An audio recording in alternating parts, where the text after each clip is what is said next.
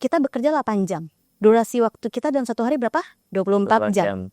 Kita bekerja 8 jam, kita pulang nggak bawa pekerjaan gitu kan, kita pulang nggak dihubungi bos, kita punya banyak waktu loh untuk sendiri, tapi masih minta work-life balance, misalkan seperti itu. Berarti kan ada apa nih di kamu yang belum terpenuhi nih, itu yang harus dicari tahu. Burnout terhadap pekerjaan itu pasti ada gitu. Ketika burnout itu tidak teratasi, dia bisa ke ranah stres yang lebih tinggi di arah pekerjaan.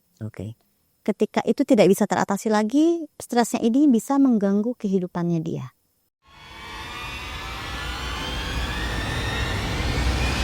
Hai kawan Kekers, ketemu lagi di Siniar Keker barengan aku Tio Nugroho. Dan seperti biasa, kawan Kekers, Siniar Keker akan selalu menghadirkan informasi, edukasi, dan juga tentunya menginspirasi kalian semua dimanapun berada. Dan kali ini topik kita sangat menarik yang aku pikir bakalan relate banget sama kalian, karena kita bakal ngomongin soal dunia kerja dan hidup kalian secara personally gitu. Nah, ngomongin soal dunia kerja dan juga hidup itu kadang-kadang kayak jungkat-jungkit ya. Kadang ada kerjaan numpuk, terus juga kadang bikin waktu buat diri sendiri kita itu jadi nggak ada gitu.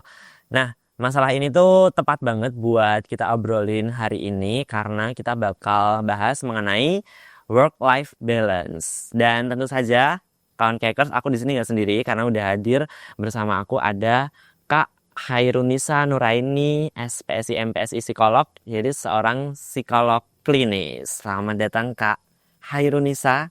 Ya, halo. Halo. Panggil Nisa aja kayaknya. Panggil Nisa. Nisa apa Kak Ica? Oh, boleh Ica deh. Ica aja ya. Oke. Biasanya saya panggil Kak Ica juga.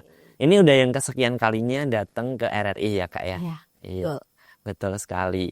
Nah, yang bakal kita kasih tips simpel buat kawan Kekers semuanya biar hidup kita itu nggak melulu soal kerja, tapi juga soal kebahagiaan, terus kesehatan diri kita secara mental gitu, Kak.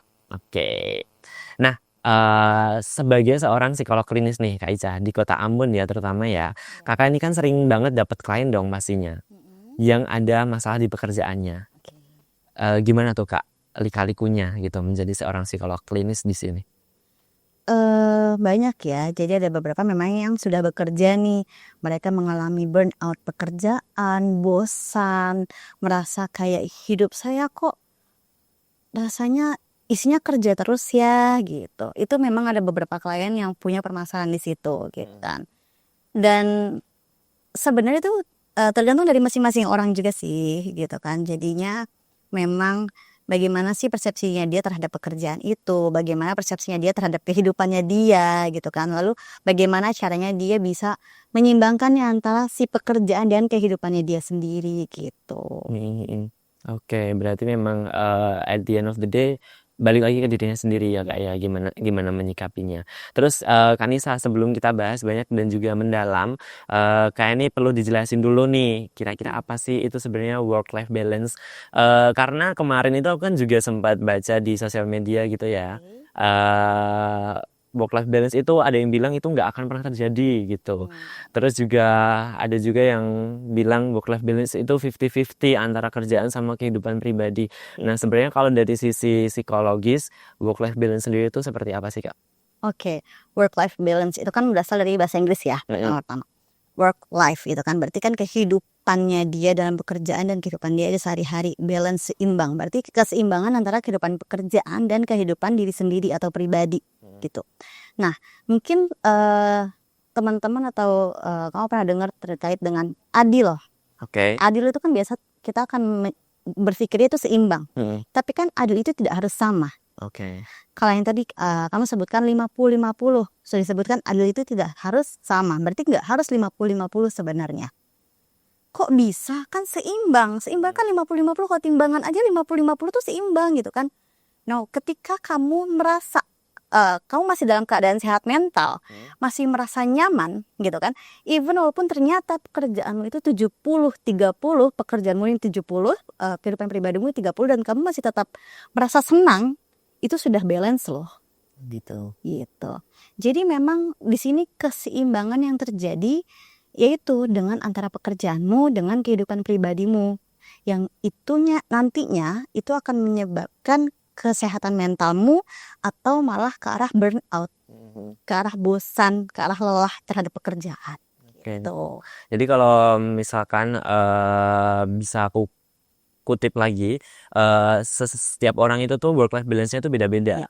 Nggak harus 50-50, tapi bisa jadi tadi 70-30, bahkan mungkin juga ekstrimnya 90-10. Bisa jadi kayak gitu ya Kak ya. Dan itu kalau misalkan mereka sudah merasa puas dengan hal itu, ya sudah. Iya. Oke. Tapi Kak, kenapa banyak banget sih orang-orang yang mungkin secara persentase tuh sudah ideal lah ya, bisa kita Oke. katakan ideal. Tapi kenapa mereka itu masih ngerasa susah banget buat menerima itu dalam kehidupan pekerjaan dan juga pribadinya? Oke. Menerimanya tuh menerima bagaimana? Apakah menerima kok rasanya kehidupan pribadiku banyak disita waktu oleh pekerjaan ya? Kayak gitu. Nah, mungkin di sini dia permasalahan di pembagian waktu. Gitu. Bagaimana dia membagi waktu antara pekerjaan gitu kan dengan kehidupan pribadi. Bagaimana dia menemukan suatu kegiatan-kegiatan yang memang membuat ruang-ruang di dalam kehidupannya yang kosong ini menjadi lebih terasa menyenangkan untuk dia. Gitu. Jadi ada orang yang mungkin malahan bekerjanya tidak terlalu banyak gitu kan, 40 gitu kan. Malahan dia lebih banyak di kehidupan pribadi. Tapi mereka tetap merasa burn out gitu. Mereka tetap merasa bosan. Padahal sudah jelas dia pekerjaan tidak banyak. Kenapa? Ya itu tadi, karena memang ada ketidakpuasan dalam dirinya yang belum terisi. Gitu. Jadi memang kita harus cari tahu dulu nih, apa yang menyebabkan kamu seperti ini? Apakah memang dari pekerjaannya yang membuat kamu menjadi burnout dan merasa jadi work life balance-nya nggak bagus gitu kan? Atau memang kamu yang belum punya solusi atas permasalahan diri kamu? Gitu. Misalkan kita mengisi kegiatan masih monoton, akhirnya kitanya bosan sendiri, tapi kita menyalahkan pekerjaan. Gitu. Padahal dari kita sendiri kita sudah banyak loh waktu pribadi kita. Gitu. Istilahnya gini, kalau kita hitung nih, kita bekerja 8 jam. Durasi waktu kita dalam satu hari berapa? 24 jam. Kita bekerja 8 jam, kita pulang gak bawa pekerjaan gitu kan. Kita pulang gak dihubungi bos. Kita punya banyak waktu loh untuk sendiri. Tapi masih minta work life balance. Misalkan seperti itu. Berarti kan ada apa nih di kamu yang belum terpenuhi nih. Itu yang harus dicari tahu. Oke. Itu kalau dalam kondisi seperti itu. Tapi sekarang ini juga banyak juga fenomena bos itu pada ngechatin di malam hari kayak gitu. Atau mungkin pas kita lagi cuti suruh bawa laptop juga buat ngerjain entah itu revisian, deck atau apapun itu segala macam. Nah, itu kalau dari menurut Kakak gimana? Nah, itu tergantung dari masing-masing orang. Dia sudah punya batasan atau belum gitu terhadap dia dan pekerjaan. Gitu kan, dia punya batasan atau belum, dan komunikasikan gitu, informasikan kepada bos gitu kan. Mungkin banyak teman-teman sekarang yang nggak berani untuk mengkomunikasikan, ibu saya lagi begini tolong jangan ganggu. Mungkin nggak ada yang berani gitu kan. Tapi coba kalau misalkan kita punya tugas, X gitu ya, yang itu pasti akan membutuhkan evaluasi, revisi. Kita kan pasti punya jangka panjang. Oh, pekerjaan ini tuh ada evaluasi dan revisi. Saya mau cuti misalkan tanggal 15 gitu kan. Berarti kalau ada evaluasi dan revisi, saya paling tidak harus mengerjakan H-2 lah sebelum saya cuti. Untuk tahu di mana nih ada kesalahannya di mana gitu kan. Oh ya sudah. Oke, kita udah kumpulin misalkan di tanggal 12 gitu. Nah, setelah tanggal 12 kita lepaskan karena maksudnya kita sudah mengerjakan tugas kita nih, tugas X gitu kan. Nah, di tanggal 13 kita reminder. Pak, yang kemarin gimana? Ada evaluasi nggak? Ada revisi nggak? Sebelum tanggal 15 gitu kan. Nah, oh ya sebentar saya cek ya. Nggak apa-apa kok. Kita kan untuk berkembang kan kita juga butuh masukan. Gitu kan. Kita komunikasi lagi. Gimana? Ada evaluasi, ada kurangnya nggak gitu kan. Nah, ketika memang di tanggal 15 gitu kan, mungkin kita akan jengkel ketika kita dihubungi di waktu cuti, sedangkan di 2 hari ini nggak dihubungin, pasti akan jengkel. Betul. Gitu. Tapi ingat, kita punya tanggung jawab apa? Kita punya evaluasi sama revisi tadi yang memang masih pending. Gitu. Nah, ya itu tadi, akhirnya kita isi dengan apa? Kita isi dengan kegiatan yang memang kita sukai. Gitu. Dan kita komunikasikan, Bapak izin saya masih ada ini kan, kemarin saya cuti ya. Boleh tidak gini? Gitu. Komunikasi itu sangat penting, yang memang nggak banyak orang yang bisa untuk belakangan gitu. Mungkin karena terbiasa bermain dengan jet, akhirnya komunikasinya jadi tidak baik Oke. gitu. Iya, jadi kadang-kadang juga kalau misalkan komunikasi lewat gadget itu kan juga bisa jadi multitafsir kan ya. Iya. Oke, kakak sebelum next ya, kalau misalkan memang dalam situasi tersebut nih kita sudah menyelesaikan, tapi memang atasan kita aja yang bisa dibilang kayak rese gitu, terus gimana kak? Atasan kita yang cari-cari nih ceritanya. Cari-cari gitu. Oke, gini. Yang pertama kita punya tetapkan batasan. Itu yang paling penting ketika work life balance ya. Kita tetapkan batasan, kita prioritaskan, kita harus bisa belajar prioritas gitu. Misalkan atasannya resenya seperti apa sih? Gitu. Ketika kita punya pikiran negatif, itu akan menjadi senjata untuk bisa mengacaukan diri kita. Tapi ketika dia rese memberikan revisi atau segala macam ketika di hari libur gitu kan, di hari misalkan kita sudah cuti gitu kan, di hari cutinya kita gitu, dia baru menghubungi di tanggal-tanggal itu gitu kan, yang seharusnya dia bisa nih di hari jam kerja gitu. Nah akhirnya kita coba punya pikiran positif, oh iya ya mungkin kemarin ada sibuk. Karena gini, ketika kita punya pikiran negatif, ketika kita punya prasangka negatif, itu akan negatif yang muncul. Oke. Yang akhirnya membuat kita burn out sendiri. Oke. Tapi ketika kita punya hal-hal positif yang kita munculkan gitu kan, saya masih ada kesibukan, saya komunikasikan dulu, nanti saya coba lihat lagi. Cukup pikirkan sampai situ. Oke. Gitu. Jadi intinya mengkomunikasikan ya apapun itu Iya. pekerjaannya gitu. Oke, nah Kak Ica, banyak orang itu mikir kalau misalkan work life balance itu balik lagi ya tadi ya Kak ya, harus 50-50 gitu antara kerjaan sama kehidupan pribadi. Tadi kan juga udah jawab, itu bisa dibilang kurang ya Kak ya. Maksudnya kurang tepat gitu, karena personalitinya orang itu kan beda-beda. Kalau menurut kakak sendiri, itu gimana Kak? Kalau misalkan ada orang yang masih mikir kayak gitu? Kita tidak bisa mempengaruhi pikiran orang lain ya, pertama. Jadi kalau memang masih ada orang yang berpikir oke work life balance tuh 50-50 gitu kan, kita coba cross check lagi. Oke, kalau begitu kalau memang menurut kamu 50-50 dan kamu tidak mendapatkan 50-50 itu, coba yuk kita sama-sama bedah waktu kamu gitu kan, bedah waktu kamu kerja jam berapa sampai jam berapa, itu full nggak kamu kerja Oh ya. gitu kan. Nah lalu ketika pulang kamu bisa santai nggak, atau kamu bawa kerjaan pulang. Nah lalu bagaimana waktu kamu dengan keluarga kamu, bagaimana waktu kamu untuk bisa melakukan hobi kamu misalkan gitu. Dan ternyata ketika dibedah, saya bekerja dari jam 8 sampai jam 5, nyampe rumah saya nggak bawa kerjaan sih, saya langsung tidur misalkan gitu. Oke, tidur ya, dapat istirahat nih, berarti kan ada sesuatu nih. Kenapa? Waktunya dia cukup loh gitu, 8 jam dengan Sisa waktunya gitu kan. Sebenarnya kalau dibilang dari waktu gitu kan cukup. Nah 50-50-nya di mana yang kamu mau gitu. Nah kita lihat lagi, saya suka dapat tugas nih di mepet-mepet jam misalkan seperti itu gitu kan. Oke, di mepet-mepet jam berarti dirimu harus terlalu prioritas kan. Bisa nggak misalkan gini, di jam misalkan kita baru dikasih ini 3:30, terus jam pulang kita jam 4 gitu, bisa nggak kita komunikasikan, kita kerjaan dulu gitu kan, lalu Pak izin saya pulang dulu, besok pagi-pagi saya lanjutkan lagi gitu. Bisa nggak dikomunikasikan seperti itu gitu. Lagian kan misalkan kalau kita punya urgenitas, masih harus, maksudnya ketika kita punya urgenitas untuk pulang nih gitu kan, nah apakah kita dihambat untuk itu gitu. Itu sih, ketika memang tidak ada urgenitas, apa salahnya sih untuk dikerjakan dulu. Toh juga sebenarnya kan dalam waktu 8 jam, ternyata dari jam 10 sampai 3:30 ini nggak ada ngapa-ngapain. Nah itu dia.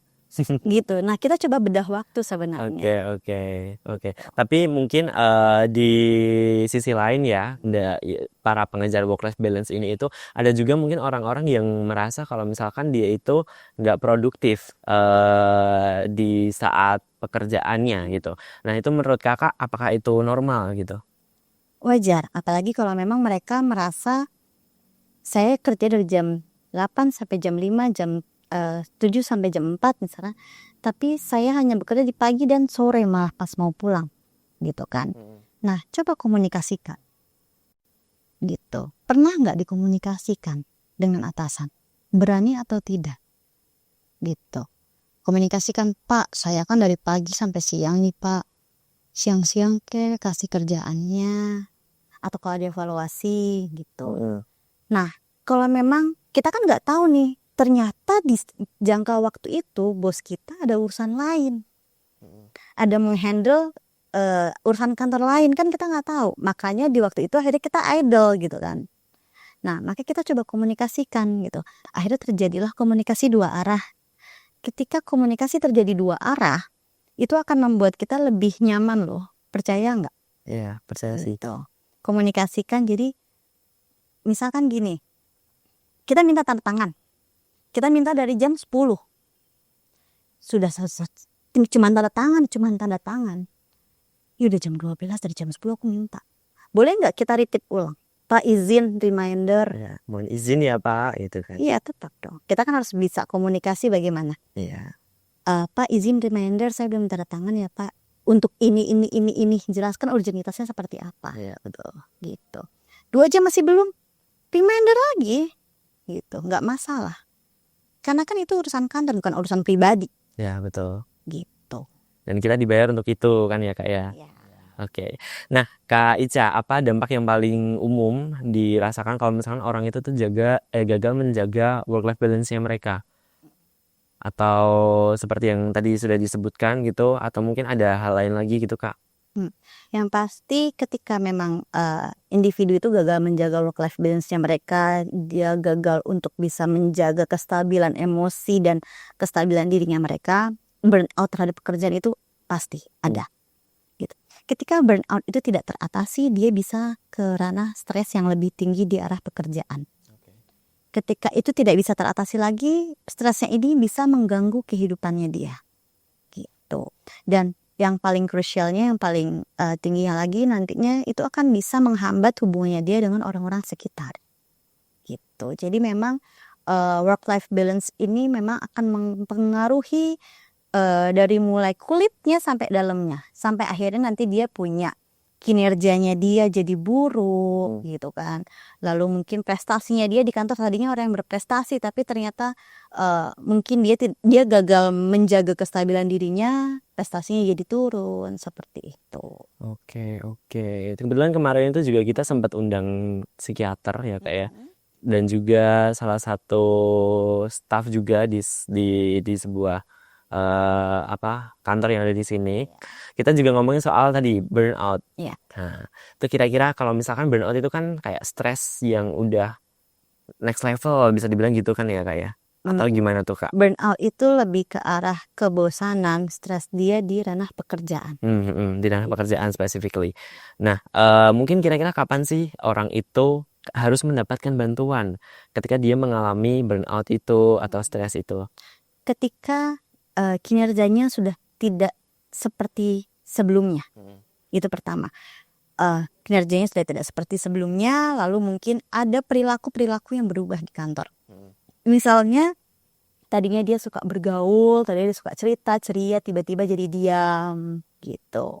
Nah, itu boleh mungkin untuk pendekatan pertama dari orang-orang terdekat. Kalau memang tidak berubah juga boleh ke yang ahli seperti itu. Nah, Kak Ica, gimana cara membedakan antara kerja keras yang sehat sama kerja keras yang berlebihan yang berisiko burnout itu tadi? Oke. Kerja keras yang sehat itu ketika seseorang masih mampu merasa bahagia dengan kehidupannya. Tapi kalau dia sudah merasa jenuh, stuck, dia sudah tidak tahu berbuat apa-apa, dia sudah ke arah burnout. Dia hanya ingin prokrastinasi, dia hanya ingin lari dari kegiatan itu, gitu.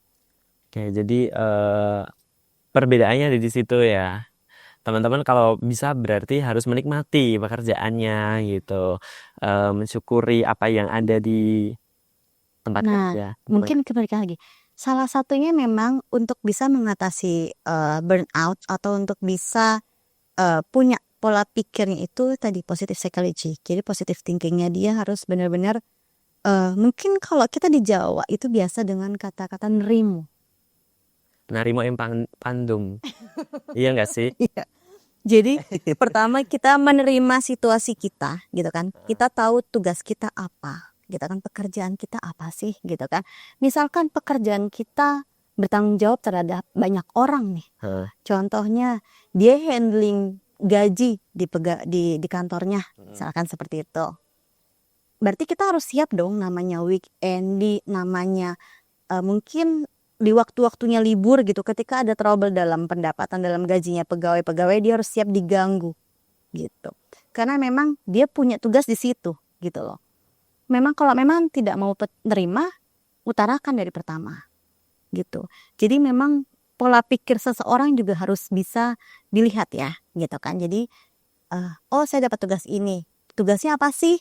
Oh iya tugasnya A, B, C, D gitu kan. Kita harus lihat A itu berkaitan dengan apa, B itu berkaitan dengan apa. Ketika ada yang kurang gitu kan, misalkan oh salah satunya ini ada hubungan dengan pegawai lain yang kurang baik misalkan gitu ya. Jadinya bagaimana solusinya gitu. Sebagai orang dewasa, sebagai orang yang sudah bekerja, hal-hal kayak gitu tuh hal-hal yang memang sudah semestinya kita miliki gitu kan. Bagaimana caranya solusi gitu kan, bagaimana mengatasi masalah. Nah itu untuk menghindari yang tadi burnout tadi Oke. gitu.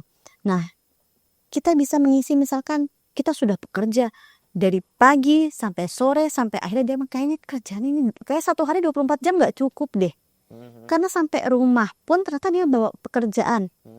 Oke kalau dia meminta work life balance, karena memang sampai rumah pun ternyata Kerjanya masih dibawa pulang. kerja masih dibawa pulang, hubungannya dia dengan keluarga, dengan teman-temannya juga jadi berkurang dan jadi sedikit waktu gitu.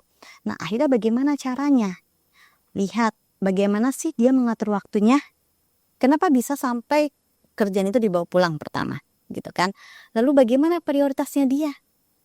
Jadi ketika dapat pekerjaan mana nih, kita harus tahu deadline, kita harus tahu prioritas yang mana gitu. Itu yang harus benar-benar dicari. Jadi biasanya teman-teman yang mereka suka salah dalam mengatur kehidupannya ya. Mengatur waktu itu terkait dengan prioritasnya dia dan pembagian waktu. Oke. Ini yang membuat mereka akhirnya jenuh gitu kan. Yang akhirnya mereka merasa work life balance saya hancur nih gitu kan. Nah karena ternyata apa? Dia tidak punya prioritas gitu loh. Dia dapat kerjaan A, kerjain. Dia dapat kerjaan B, kerjain. Akhirnya ketika numpuk, ih kerjaan banyak banget ya.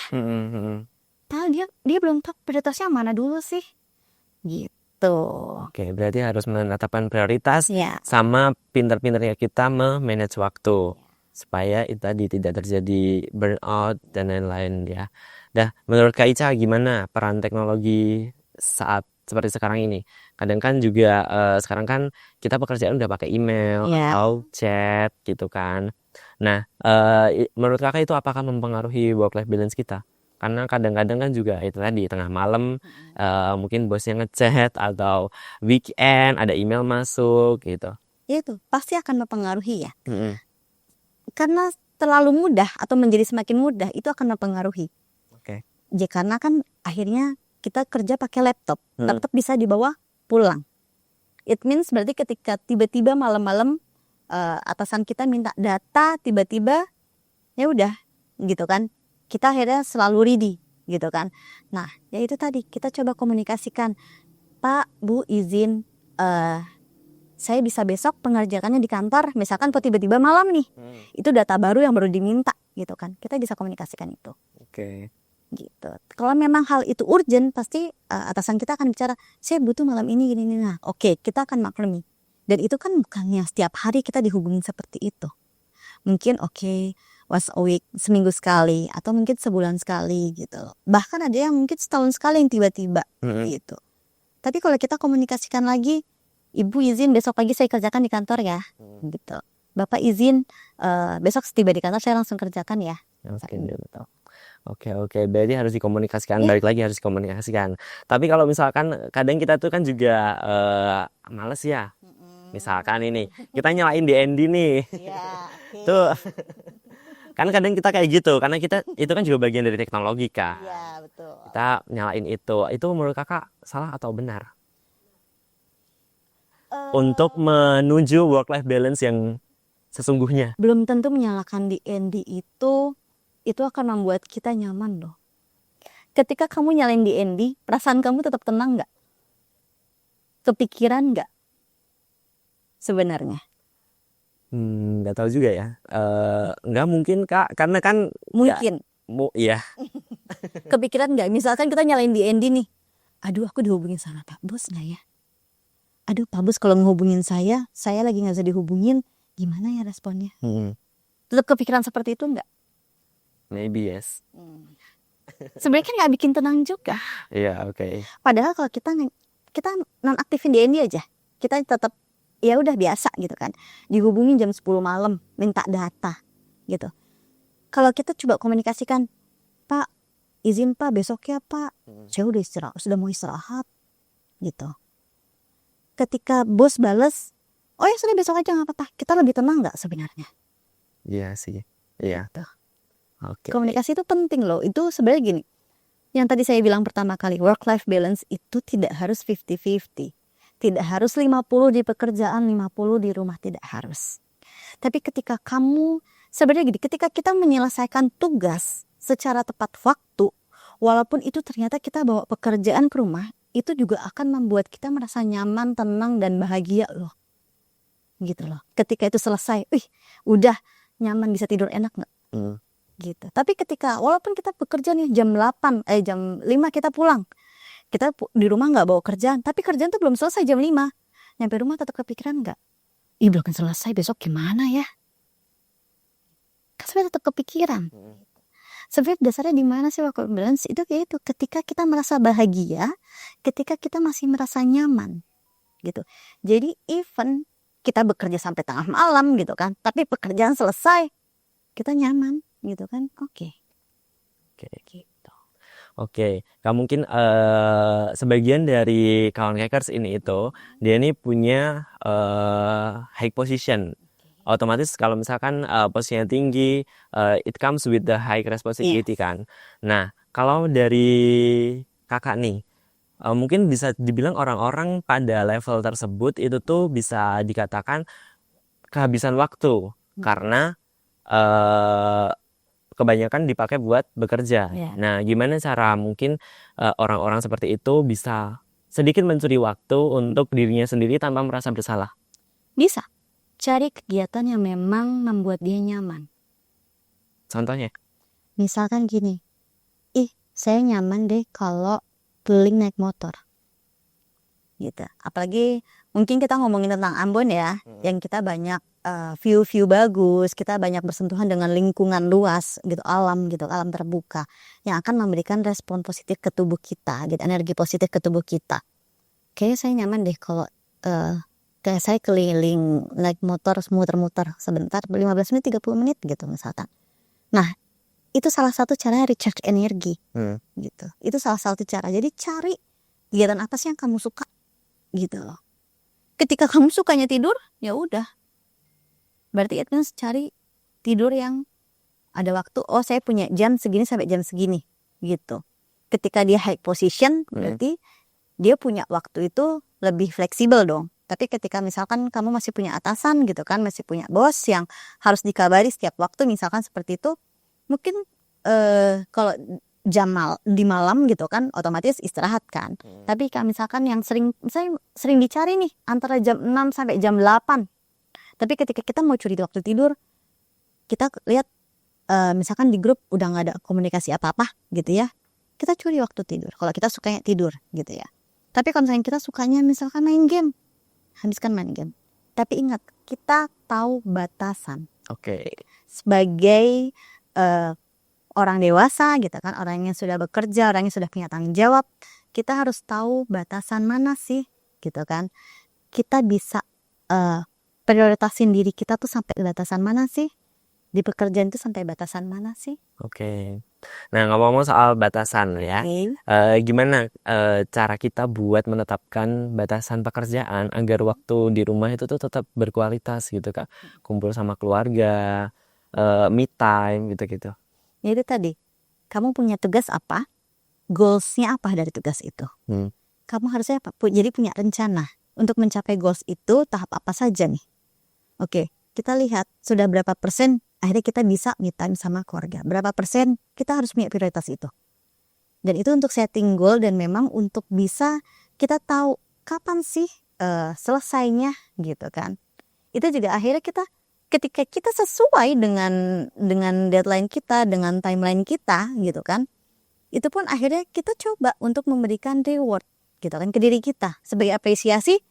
Kau bisa loh sesuai dengan timelinemu gitu kan. Even walaupun itu akan makan waktu lebih banyak bekerja dibandingkan sama keluarga. Itu it means seperti rewardnya, ayo yuk me time sama keluarga gitu. Nah itu jadi memang harus tahu goalsnya apa, kamu punya pekerjaan apa, terus hasil akhirnya seperti apa, kamu punya schedule gitu. Oke, luar biasa sekali ya kawan Kakers ya. Mungkin terakhir Kakak apa yang mau disampaikan buat kawan Kakers yang sedang menonton Sinar Keker hari ini? Oke, jadi mungkin buat teman-teman yang mungkin sekarang lagi bingung nih, kayaknya pekerjaan saya lebih banyak makan waktu deh gitu kan. Coba yuk kita atur waktu. Kita coba jadwalkan rutinitas kita dari mulai pekerjaan, terus hal yang menyenangkan diri kita coba bagi waktu dan kita coba komunikasikan apapun itu terhadap orang-orang di atas kita atau yang bekerja dengan kita. Apapun itu ketika memang itu mengganggu waktu kita. Jadi tingkatkan komunikasi dan atur waktu sebaik-baiknya dan tentukan prioritas. Oke, luar biasa sekali Kak Ica. Thank you banget udah mampir ke RRI untuk yang kesekian kalinya. Dan terima kasih juga buat kawan Kakers yang udah setia buat menyaksikan Sinar Keker. Jangan lupa buat tonton terus Sinar Keker di channel YouTube-nya RRI Ambon. Jangan lupa untuk like, share, dan juga subscribe ya. Thank you juga buat Studio 51 dan kita akan bertemu di Sinar Keker berikutnya. Sekali lagi, makasih Kakak Ica. Sama-sama. Oke, bye.